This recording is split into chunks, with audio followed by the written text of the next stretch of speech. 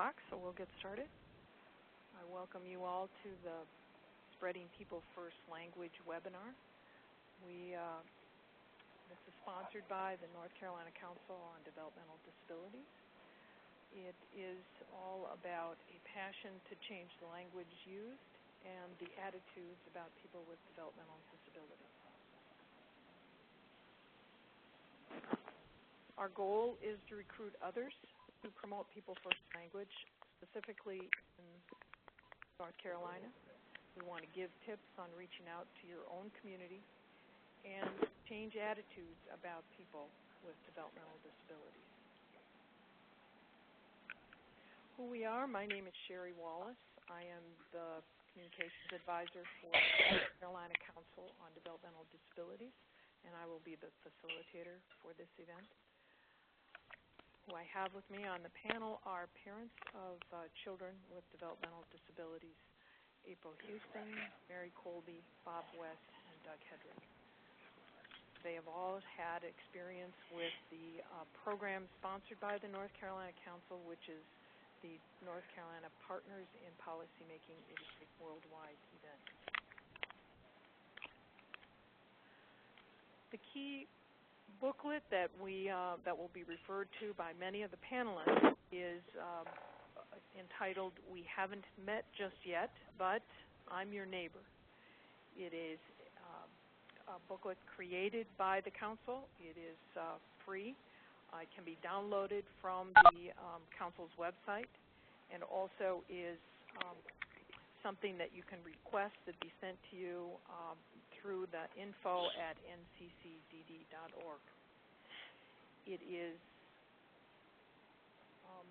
an extremely valuable booklet and has really made a difference, as you will hear, through many of the excuse me, I'm losing my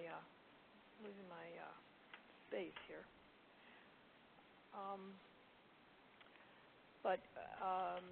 We refer to it as the People First booklet.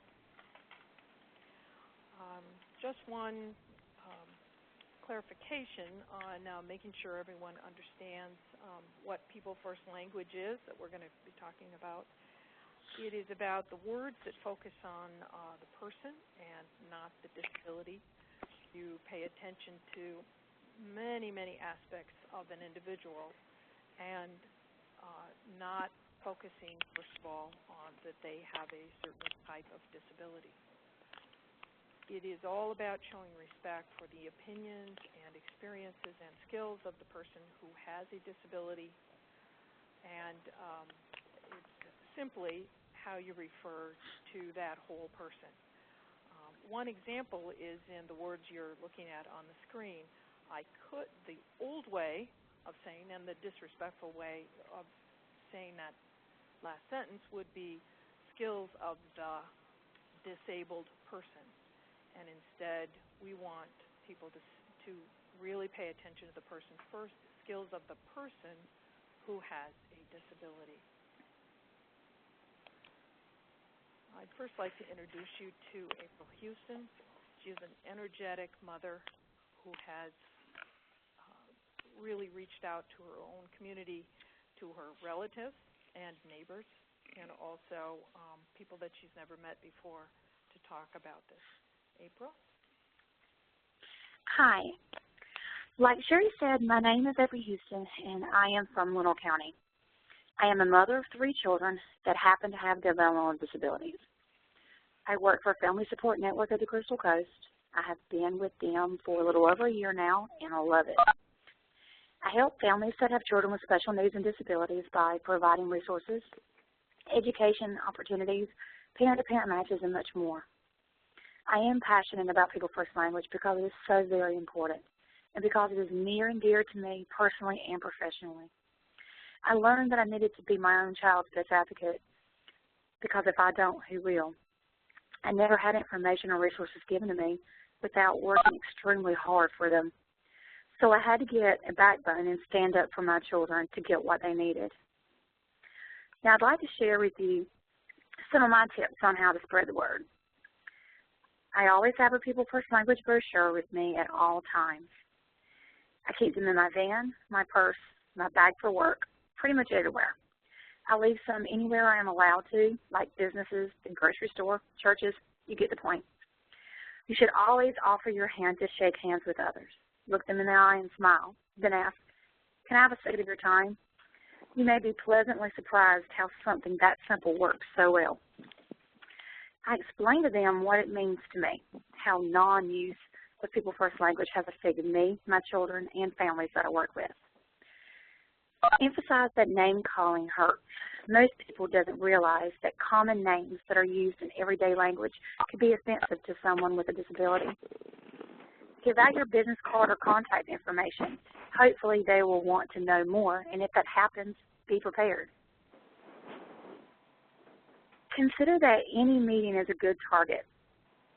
It could be at your child's school, bring it up at PTA, or ask permission to talk to the teachers during a staff meeting. At your church, whenever is appropriate. It will probably be your easiest and quickest to get a yes. Even at work, you could ask for permission to talk about it during a staff meeting there also. Always remember to start at the top. There are the decision makers, the ones that can make changes in their policies. Talk to emergency service professionals, police officers, firemen, EMTs, even jailers, about being respectful. They demand it, and they should give it too. All people deserve respect. There is not one decent person on this planet that doesn't deserve respect, and there is no reason why they shouldn't receive and expect it. All people, not just the businessman or the doctor or the teacher or the officer, anyone, the man that happens to use a wheelchair that rides the bus, the little girl that uses a cane to walk because she cannot see, or the lady that has involuntary tics at the grocery store. Remember, all means all. Be gentle but honest, even with family members. I didn't find it all that funny, and yes, it kind of hurts. I have had to say those words. Even family can hurt you or your child's feelings. A lot of the time they don't even know it. They don't know it because you didn't tell them. You can't expect them to know. You have to speak up. Be the example. Talk to a stranger. What do you really have to lose? Pride? I don't think so. Shame? For what? You have nothing to lose, but you do have a great deal to gain. So just do it. That's all I have for now. Thank you very much. Thank you, April.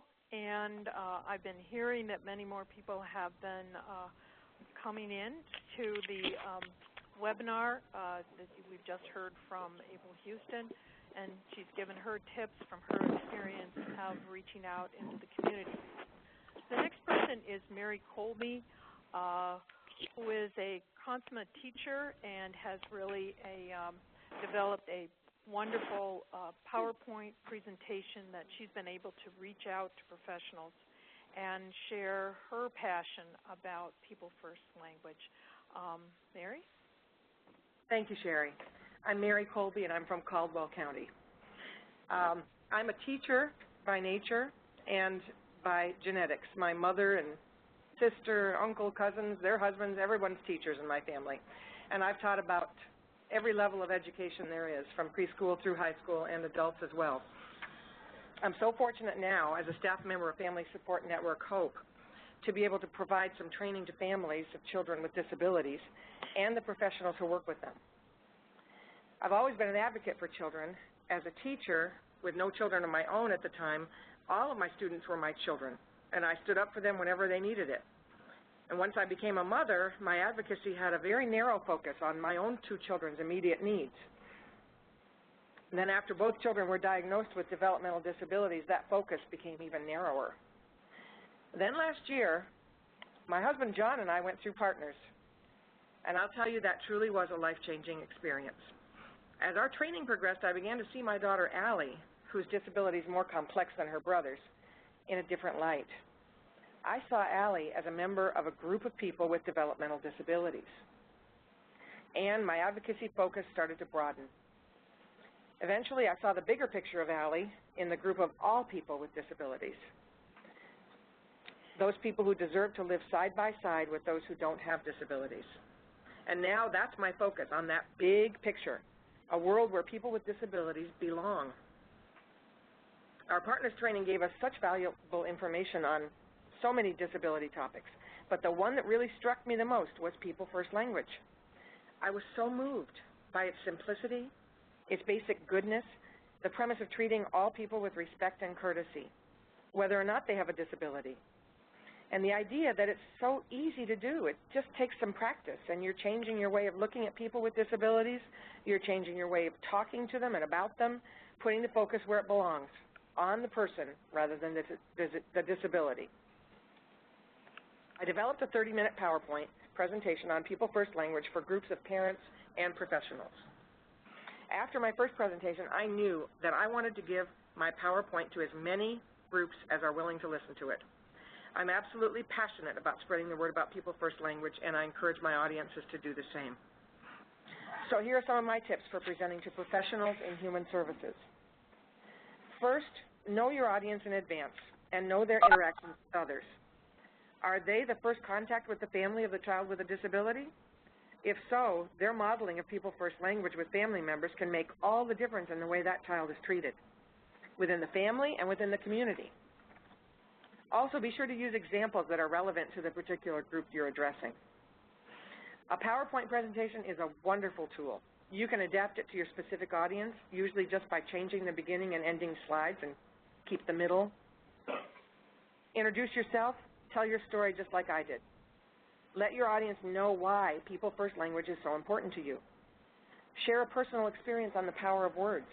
I usually say, I'll bet everyone in this room can still remember the sting of something that was said to them when they were children. Thoughtless, hurtful words from the mouth of a parent, a teacher, a sibling, or a friend. And then at the end of the PowerPoint, give them something specific to remember, that their words have the power to change the way the world perceives people with disabilities. I believe that any slide presentation on People First Language or disability etiquette should include a section that addresses the term retarded. A very wise fellow advocate taught me to say, first, let's stop calling it the R word as if it doesn't exist. The word is retarded, and it's never appropriate to use that term. I talk about the history of the term mental retardation, which began as a legitimate medical diagnosis but has deteriorated into a hurtful slur. Rosa's Law is a wonderful reference on this topic. Some people are not aware that this federal legislation has been passed. Rosa's Law removes the terms mentally retarded and mental retardation from language used in most federal health, education, and labor statutes, replacing them with intellectual disability. And some states are passing the law as well. Another tip would be to refer to the booklet during the presentation, but don't hand it out until the end. You want people to take it home as a reference. You don't want them reading through it during your presentation. And also, I would suggest giving each professional at least 2 copies of the booklet, one for home and one for work. Now, I have just a couple of tips on presenting to an audience whose first language is Spanish. First, you need to determine if you need a translator. Ask the Spanish-speaking outreach coordinator to facilitate the meeting as usual. You don't want to appear to be taking over their entire meeting. You're just presenting. And, of course, you give out the Spanish booklet at the end. I hope this has been helpful to you, and I thank you all for being here and for your willingness to continue to spread the word on People First Language. Thank you. Thank you, Mary, and thank you for the reminder that we do have the booklet in Spanish, and you're making sure that it reaches out into that community. Next person is Bob West, who has, from the state of Florida, sorry, Bob, to North Carolina, has really reached out into a wide variety of communities in order to help people understand the value and the respect that is needed for individuals with disabilities. Bob? Thank you, Sherry. As Sherry said, I am Bob West, and I'm from Craven County. Our daughter Jennifer was a participant and partners, and her mother Sandy and I attended each one of her classes so we could help her with her homework and doing the different types of stuff that she needed to do. When Jennifer was born in 1977, it was a complete blessing to us, and it wasn't until later when she wasn't hitting milestones that we realized that there was a problem. What seemed to be a problem for some of the people ended up being a blessing to us and a great opportunity of learning. And from that, reaching out and learning, we ended up going through the school system and having to do due process hearings, and being a parent, not really knowing that much, had to do a lot of research on my own, and was able to win each one of those due process hearings. So from that, I ended up being an advocate not only for Jennifer, but everyone in her class. I also became an advocate at the place that I worked in Florida, which was the Naval Air Station in Pensacola, and reached out and joined the advocates that were in that area, which was very few, and we started a group through the ARC, and I was joined Governor Bob Graham of Florida was looking for people to get on a committee, which I jumped at the chance, and from that I ended up, coaching Special Olympics. I've been a Scout Master, a Cub Master. I've done everything in scouting and still stick with scouting. Just retired in January as an aircraft examiner. I've held the positions of the national president for the National Association of Aeronautical Examiners. Jennifer and I, we volunteer at the hospital. We work at our church, and I'm also a volunteer fire department. And in all those areas, it's been an opportunity that doors have opened, that you find yourself where you can speak on behalf of people with disabilities. For some of my tips that I would mention to anyone is to, if you can, try to contact a administrator, one of their assistants or the administrator. If you can't get into the office, let them know that you have a booklet that you would like for them to see that doesn't cost anything. You'd be more than happy to answer some questions. Leave your name and number. If you have a business card, it's good.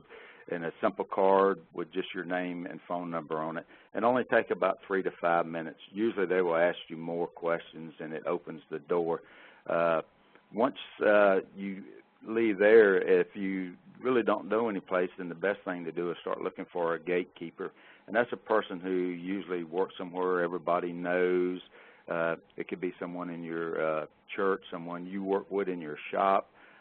Because I'm a tradesperson, I use the term shop, or any of the organizations, there's always someone there that seems like everybody knows, and that would be your gatekeeper, and go to them. Also, once you kind of find your gatekeepers and you get into organizations, one of the things that you can do, and for a lot of people being nervous speaking before a group and all that, one of the things you can do is try to find friendly groups. Whatever your child or person you're working with, disability, usually they'll fall into, having one of the, United Cerebral Palsy, the ARC of North Carolina. Some of those organizations will be more than happy for you to come in and speak, and they will also be one of the ones that will also help you work on your presentation. And they're a great source of information and help, and can work on terms and different things that you need to do. One of the things I do in scouting is I teach the Disability Merit Badge, and I'm on the, I cover like 3 or 4 different counties here in North Carolina, and as a commissioner, that's one of the things I do. Jennifer and I started volunteering at the hospital, and we found out that they have a program that's usually about every 90 days. So now we are going in and speaking to the staff and volunteers to educate them on People First language. We also try to do things with the church, and she plays softball, bowling, bocce. So all those opportunities, we meet in other parents and trying to motivate them also into doing that. Whenever I go in, I always ask for about 15 minutes to do a presentation, to try to leave a lot of time for questions. And those questions will lead into more information. I also always like to bring along a friendly face, and for me, that's my daughter, Jennifer. And in the last year, President Obama had mandated for the federal government 1% of the employment, but unfortunately, the employment that they're looking for is for people that are on the higher level, wheelchairs, that type of thing. So now I'm trying to advocate for businesses to do like Walgreens and look where a person can be used, not look at the disability and then try to place them. So it's just the same thing with people first. See that person first, get to know them, and then you can work through any of the other things. So that would be my tips, and look forward to questions at the end of this meeting here. Thank you, Sherry. Good. Thank you, Bob. Our last speaker is Doug Hedrick, who didn't wait any bit to go directly to his school board with the People First booklet and talk to them about People First language. Very energetic, focused guy who was the last speaker. So, Doug. I appreciate the introduction, Sherry. Thank you so much. Well, my name is Doug Hedrick, and I am from Burke County. I am the father of 2 boys who just happen to have a disability. And what I do for a job is I'm employed in the engineering field where we develop fiber optic cable. One of the most interesting things that have happened to me in the last couple of years is now I'm an advocate for people with disabilities. And I've been blessed with 2 wonderful boys that have allowed me to be able to be a voice for people with disabilities. I took the Partners in Policy Making class with my wife, and I have to agree with Mary Colby previously that it is a life-changing experience. One of the interesting things that happened during this was when we were in Raleigh at a partners training class, is I received a booklet, and it was titled, "We Haven't Just Met Yet, but I'm Your Neighbor." An outstanding book about talking about People First language. When I received that book on a Sunday, that next Monday, I approached the Burke County School Board. I asked them to adopt a People First language policy, and the school board listened. They took this pamphlet that I was given just the previous day. They looked at it, analyzed it, made changes, and made it their own document. And I'm so glad to say that the Burke County School Systems now has a People First language policy. And what this can do for a person who's an advocate who wants to make sure that that voice is being heard, it gives you the leverage of being a credible advocate. It lets you to shake that hand, to be able to move forward and say, this is a good policy. This is appropriate language that we should be directing to our students. Also, what is very important is to let that organization know how they're doing. So I did a little homework, and I tried to canvass as many. Well, I contacted each district, 115 districts in the North Carolina school system. Got a lot of feedback back from them, and some I did not. But one thing that I could find out, I could say, is that Burke County was the first school system in North Carolina to adopt a People First language policy. And what I want to say to the people in attendance is, this is fertile ground. This is where you can catch on and to make sure that all of our students are spoken to appropriately. There's another 114 school systems in our state that are willing or possibly be able to adopt this People First language policy. One thing I want to say is, in Burke County, we don't have wheelchair-bound students, we don't have retarded students, we don't have handicapped students. We have students who just happen to have a disability. Another great way to model People First language was similar to what Bob was speaking about, and that is to do it in Cub Scouts. Do it with young people, and you teaching them by modeling appropriate language. You call a person, they're a person first. that just happens to have a disability. You can carry this over. I volunteer at science fairs. I volunteer at church.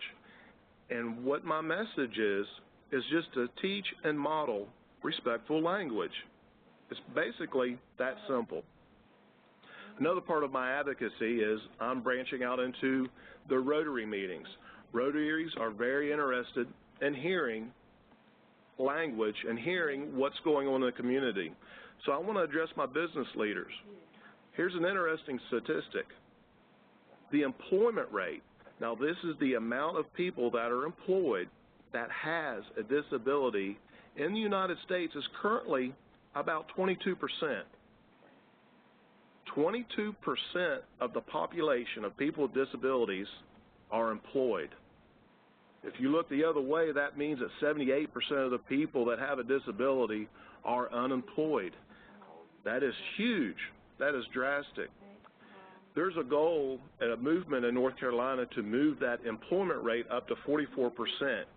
And what I want to do is to address the business leaders in my area, the importance of people first language. So when more people with disabilities are employed in my area and across North Carolina, that this respectful language is already in the workplace. And Sherry, I just want to tell the folks out that is listening to this broadcast, I appreciate everybody listening to this because this is an important advocacy moment and it's a way we can move forward as a group. And I appreciate it, Sherry. Thank you very much. Well, thank you, Doug. As you can, as all the listeners can see, so far this group of 4 people has affected the Burke County School Board and changed policies, has gone to the National Association of Aeronautical Examiners and changed their bylaws. Thank you, Bob. And Mary and April have been very busy in talking to schools, professionals, churches, EMTs, as as April mentioned, jailers, and also their own relatives and neighbors. So they are providing great examples for all of us in changing the language. We now have 30 minutes left in the presentation, and we certainly would like to hear your questions for the presenters. As I mentioned, you can write something in the Q&A. So far we have no questions. I don't know if that means we've had terrific presenters or if you all just understand everything perfectly and you're ready to go out. But what we need now to do is see if any of you have questions. If you want to write in the Q&A, or if you want to, what they call is raise your hand, and I should be able to give you the microphone. Actually, what I'm going to do is unmute all of you and see who would like to ask some questions. An easy question, maybe not so easy, but I think all 4 of the people have had to do it themselves, is you're basically asking people to change their way of thinking or talking, and have you ever run across that people are just really arguing with you about or feeling offended that you're talking about changing their language or that they should change their language? Any comments about that from the presenters? Sherry, this is April. Mm-hmm. Yes, I have actually ran into that. I've had instances where I've had the opportunity to speak to some people, and sometimes it does come back in your face, but you have to keep trying anyway. I had one in particular that was very offended by what I said was the respectful language. and she thought that what she was saying was respectful, and I by no means was calling her a liar or saying, I wasn't really getting on her or anything. I was just explaining about people first language and, what was appropriate. And she took real offense to it, and sometimes they do. Hopefully you won't run into that often, but on occasion you do, and that's when you just say, well, thank you for your time anyway, and carry on to the next one. Just keep going. I think, Sherry, this is Bob Wallace. I think the most important thing on that is you're going to run into the people in every walk of life, and whatever their background is, we all have certain prejudices that we pick up over the years, and it takes some time to change that. And in the incidents where I've run into it would be especially at work when you're bringing someone in with whatever their disability is into a shop. A lot of people will seem like, I'm 60 now, but I'm saying the older people, but, those that seem that they may, feel like, well, he's taking a job that, my son or somebody could have. And then I've noticed some of the real younger people that I think it's the way the society is, that certain words and language is funny. They really hadn't grown up enough to understand that. And I think if you really try to sit down with most of them and explain to them, and they see you doing that, then what happens is they pick up on you and they'll say, well, I know I'm going to offend him if I say that. So all you're doing is you're planting a seed. Okay, if I'm going to offend, and he starts changing or she starts changing their wording around you, then that will eventually carry over to they will see that, And for me, having different activities where I invite people from when I worked, I retired in January, but from work, I've invited people to come out and help with Special Olympics and to help with special needs baseball and bowling and stuff like that. So they really get to be out there and they're just throwing a ball and doing the stuff. They get caught up in a game and they forget all about, I'm out here with an athlete. And so I think it's just a matter of education over and over and over, as you would a kindergartner teaching something. You have to be constant on guard and try, like April said, not to offend, but be direct enough to let them know that, hey, there's a different way, and you have offended someone. Thank I you, have. Bob. If I could, Sure. Jennifer has been listening in, and she's got a first-hand knowledge on that, so she had something that she would like to say. Okay. Welcome, Jennifer. Jennifer is Bob's daughter. Go ahead, Jennifer. Hi, Jennifer. It hurts when people call you names and make fun of you. Thank you, Jennifer. I hope everyone could hear her. What I heard you say, it hurts when people call you names. Yes. And we certainly want to change that, Jennifer. So, Thanks for letting us know, Jennifer. Yeah. This is Doug. Thank you for letting us know. Okay. Great. We do have a question from Jill Rushing, very similar to what we've been talking about. Thank you for a great presentation. How do you gently educate people if you hear them use non-people first language? And I certainly am going to listen to the answer because I will have to call Colorado Captioning and talk to them about their non-people first language. So how do you gently educate? Oh, I'd love to have an opportunity to answer that question if you don't mind. Sure. This is Doug from Burke County. And Jill, thank you for asking that question. I really like the way you said to gently educate people, because you could so easily be in your face and abrupt and abrasive. And I think the best way to gently educate people is to model the behavior that you want to see. If you model the behavior, if someone says, well, that's a great autistic student, or, that crippled girl gets around very well, is to counter that. And it's like, yeah, that student with autism, he's doing well. Or, you know, that girl that uses the wheelchair, she does a really good job at recess. Is to correctly educate people, or to gently educate people, is about modeling. Would any of the other panelists like to address that? I think you're absolutely right, Doug. I think when we started a program after we moved from Florida to North Carolina, and there wasn't anything, we went out to the college and met with the dean of schools, and we were trying to get something going there. He had a great concern that once the students started coming in, once it was approved, that he would have some problems. And he found that just the opposite.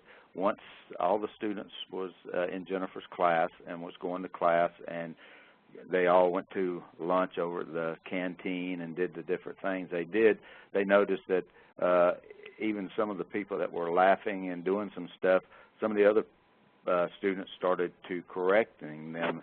And so whenever we talked to him, he was like, it's really amazing that once students get to know our special students, although they don't put anything out about, you know, who they are, they just kind of pick up on it, that they've become great friends and barriers have fallen. And I think gently educating means involving yourself in someone with a disability and having that person in your life somehow or another, through friendship, through church, through scouting, through whatever it may be, and then having that person with you as you go through life, you know, taking that extra time with it. And then when people do see that, you know, you can, just like Doug said, it's so simple to just change the wording and just very gently, you will learn from them.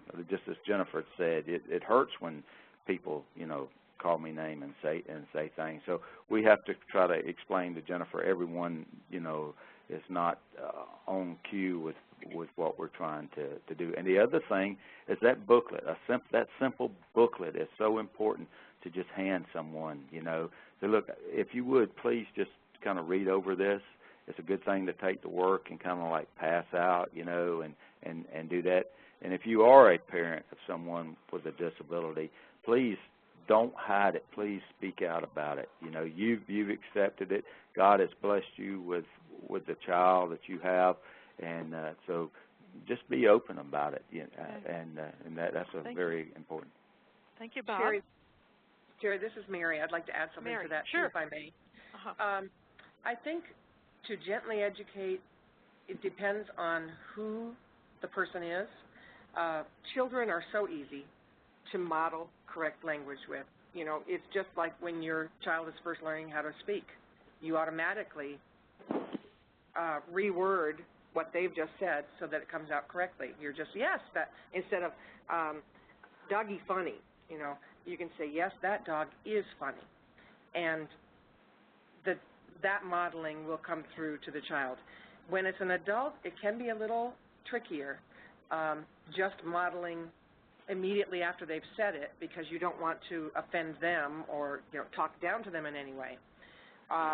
Sometimes we had a discussion about this after my very first presentation in front of a parent group about how do you handle this situation. And the consensus seemed to be it depends on the person. If you know them very well and you feel comfortable talking with them, then you can just gently say, you know, tell them a little bit about what you know about People First language and the respectful, courteous way of basically the golden rule. This kind of language is more appropriate. Or you can just make sure that the next time you're around that person, you're using that appropriate People First language, and you use it enough times and it will eventually, the message should get through. Thank you. We have another question on how do you go about arranging speakers to a community group such as a Rotary Club? Well, if you don't mind, I'd like to take that, since we had some great opportunity to speak to a Rotary just recently. And this is Doug from Burke County. Okay, thanks. The interesting thing is that the groups like the Rotary Kiwanis, Elks, Moose, they're looking for what is going on in the community, what things are happening, and how are we making our community better. And they actually ask for presenters. And so the way to do that is to find your local business leaders or find these representatives that are with these clubs. And this is going out and talking to people. Actually, I met a Rotary person, a Rotarian, at my church, and he was talking about finding speakers. And I thought, my partner's training has taught me to be a public speaker. What a perfect opportunity to be a public speaker and to promote People First language to a number of business leaders in my area. Interesting side note, I didn't know who all was going to be there. I did not know the people that were involved with the Rotary. Well, 2 school board members came to that meeting to listen about People First language and how Burke County is leading the way in its application. So my goal, what I'm asking people to do is to get out and to find these leaders in their community and ask to speak to their clubs. Thanks. Good. Sherry, could I add to that also? Thanks, This Doug. is me. Sure, sure. It's interestingly enough, I just went to a Kiwanis meeting today. Our Family Support Network staff was invited to come and talk to the Kiwanis during their monthly meeting today to talk about what Family Support Network does and, you know, how we're active in the county. And as the presentation went on, I realized their goals are so similar to ours that I said, I really need to speak to these people about People First language. It even says in their objectives, to encourage the daily living of the golden rule in all human relationships. It's a global organization of volunteers dedicated to changing the world one child and one community at a time. I mean, that's like perfect for People First language. Yes. So what I'm going to do is when I write my thank you note to the president of the Kiwanis for inviting us to come and talk to them about Family Support Network, I'm going to include one of the booklets. And I'm going to tell him, by the way, I have a presentation which I can trim down to 15 or 20 minutes, but it usually goes about 30. If you'd like me to come and present this to your group, I'd be more than happy to do so. And I'd like to add, when I'm mentioning thank you notes, they are crucial. Anytime you speak to a group, get the thank you note out to them. Make it personal. Thank you for having me as a speaker, and you know, let me know if there's anything else I can do for your organization to help promote People First language. Thank you. Thank you. Some great ideas. So, can any I follow other up on ideas? I know that Bob, is that you? Yes, I just want to say one thing on the thank you notes. If it's great to send a thank you note, as Mary said, directly to the group that you spoke to, whoever's that, but the person that really got you in, that gatekeeper, whoever, if you send a thank you note to them, if you could write a little thing in there how important it was and how successful it was, or something that really pat them on the back or whatever, because in the future that person can lead you to other areas. Thanks. Terrific. Great idea, Bob and Mary. April, do you have your 2 cents about speaking into community groups since you do that so easily? Okay, I can. My very first thing is always going to be just take the leap. It doesn't matter who it is. Yes, of course, you try to get that leader, the top person in charge. You try to get to them first, but if you can't get to them, it doesn't matter who you get. Get somebody, because somebody will listen. And if you can, catch them and get a second of their time, and they'll actually listen to you for that second, then that's your little foot in the door, and then that might lead you up to the one that you need. But just make the effort. It doesn't matter who it is, what kind of group it is, where you're at, just go for it, no matter what. And don't give up. Thank you. Thank you, April. Thank you. I have unmuted all of the people in attendance, so you could ask a question. Brittany, I see that you have a phone line to us, and also there's another caller, and Judy Johnson. Do you have a question for the panel? No, I'm sorry, I don't. Oh, okay. Good. I've just been listening with interest. Oh, well, thank you very much. Thank you. Thank you. Any Sherry, other, okay? Sherry, one thing I would like to say to everybody out there, you don't have to go to a partners in policy making type program to get where you can speak or do whatever. You know, that, like I said, Sandy and I, we didn't do that. We were way back. We were on our own, didn't know anybody. But if you can find other parents and just sit down with them, you're going to tell your story. I think Mary had mentioned something that you're telling your story. And if you can find parents of children, you know, like Jennifer, she's 34, so I'm still out there, you know, now that I'm retired, I'm really out there looking for parents, you know, who have, you know, made just experience of having a child with, you know, Down syndrome or you know, autism. They just found that out or whatever, you know. So I'm out and I got, you know, trying to educate those and getting them to speak. And after you do it once or twice, and like I said, you take a friendly person with you, you'll build your own little rapport where you can speak out and you know what hurts you and how you've been hurt by maybe somebody had said something, and sometimes it's just they didn't mean to. But don't think you have to go through some kind of training to tell your story. Nobody knows your story better than you. And you can tell that story, and you can tell that story of your child, you know, nobody better than you, and just tell it from your heart, and you will never have a problem with anything. Good. Thank you. Thank you, Bob. Anyone else listening in have a question for the group? I see we're out of the Q&A written questions, but we certainly can get questions from others.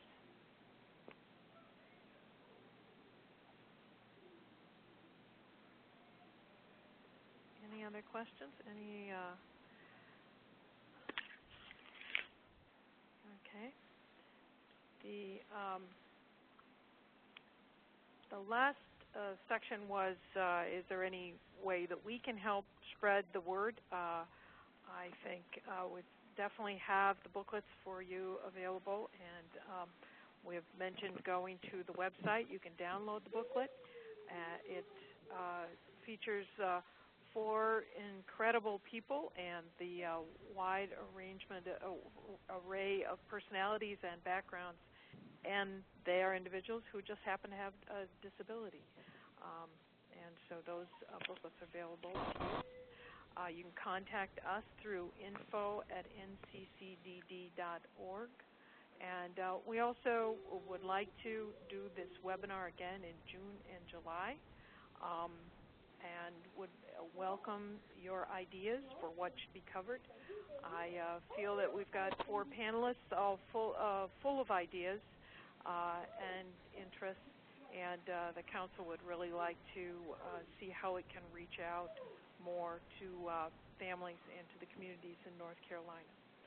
So thank you all for your interest. Any last comments from the panel? On behalf of the council, I do thank all 4 of you for being so willing to not only reach out into the community, but also to be part of this webinar. Any last comments from the panel? Well, the last thing I'd like to say is just a thank you. Thank you to you, Sherry. Thank you to the council for trying to get the word out, and you know, just what little we can do as parents and advocates. You know, the only voice we have is by, you know, someone like the council providing a means for us to speak out. And so I definitely, on behalf of Jennifer and all of her friends and everybody from Craven County, I certainly thank you for the opportunity. Thank you, Bob. Yes, Sherry, thank you.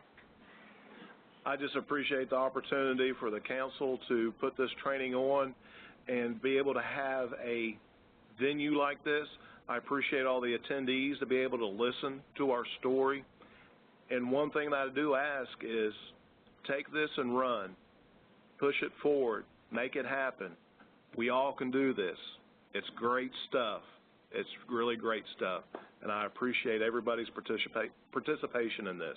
Doug Hedrick from Burke County. Yeah. Thanks. Thanks, Doug. This is April. Yes. I also want to show my appreciation not only for the council and for the Wallace group putting this together, but for allowing us to be a part of it and for seeking us out. That was a big deal, and we really appreciate it and thankful for the opportunity. Thank you. Oh, you're welcome. You're welcome. And this is Mary. I'd like to add my thanks and mention that something like this has just gotten me more fired up than ever. Yeah. I'm ready to go. Great. Well, thank you so much. Thank you. Appreciate, and everyone will receive information about our plans for the June and July webinars. Thank you so much, and have a good evening.